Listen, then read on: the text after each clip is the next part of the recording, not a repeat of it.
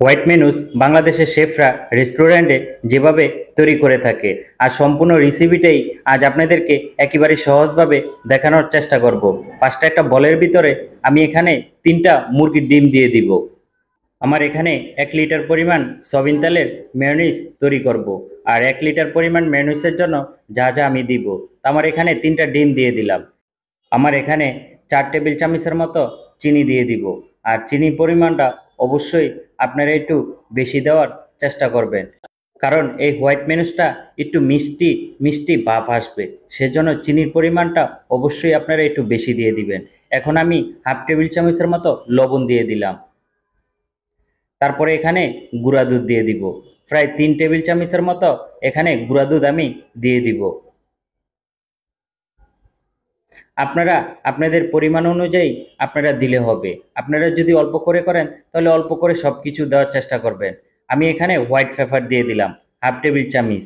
তারপরে এখানে লেবু দিয়ে দিব, ছোট একটা সাইজের লেবু দিয়ে দিতে পারেন, অথবা বড় লেবু হলে অর্ধেক দিতে পারেন। এখন আমি সবগুলো ইনগ্রেডিয়েন্টস একসাথে ভালো করে মিক্স করে নেব। এভাবে করে আপনারাও ভালো করে মিক্স করে নেবেন, কারণ এই মিক্সটা খুবই ভালো করে করতে হয়। কারণ এই মিক্সটা যদি ভালো না হয় তাহলে কিন্তু আপনার মেনুস তৈরি হবে না, এমনকি আপনার তেল যত দিবেন ততই কিন্তু ফেটে যাবে। কারণ এই মিক্সটা খুবই ভালো করে যত্ন সহকারে করতে হয়। তো এখন আমার মিক্স হয়ে গেছে, আমি এখন তেল দিয়ে দিব।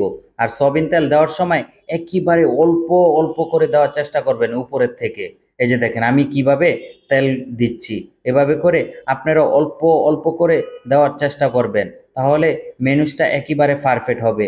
অনেকেই বলে থাকেন যে ভাই আমি তো মেনুস তৈরি করতে পারি না, আর মেনুস তৈরি করতে গেলে আমার মেনুসটা ফেটে যায়। কেন ফেটে যায়? আপনারা যদি তেল একেবারে বেশি দিয়ে দেন অবশ্যই তেলটা ফেটে যাবে, আর তেলটা যদি অল্প অল্প করে দেন তাহলে কখনোই ফাটবে না। এভাবে করে আমি আস্তে আস্তে সবসময় তেল দিয়ে থাকি। আপনারাও এভাবে আস্তে আস্তে করে তেলটা দেওয়ার চেষ্টা করবেন। আপনারা চাইলে এখানে অলিভ অয়েল তেল দিয়েও এই মেয়োনিজটা তৈরি করতে পারেন। আর বাংলাদেশে বেশিরভাগ রেস্টুরেন্টই সয়াবিন তেল দিয়েই মেয়োনিজটা তৈরি করে থাকে।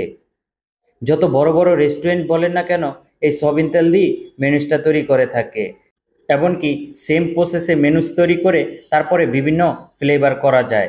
এখানে চাইলে আপনি গার্লিক সস করতে পারেন, তারপরে হানি মাস্টার্ড সসটা তৈরি করতে পারেন। মানে সেম প্রসেসে করে লাস্টে যে শুধু ভিন্নতা নিয়ে আসলেই হয়। আপনি চাইলে এখানে টমেটো সসটা দিতে পারেন, চিলি সসটা দিতে পারেন, টেস্টটা অন্যরকম হবে।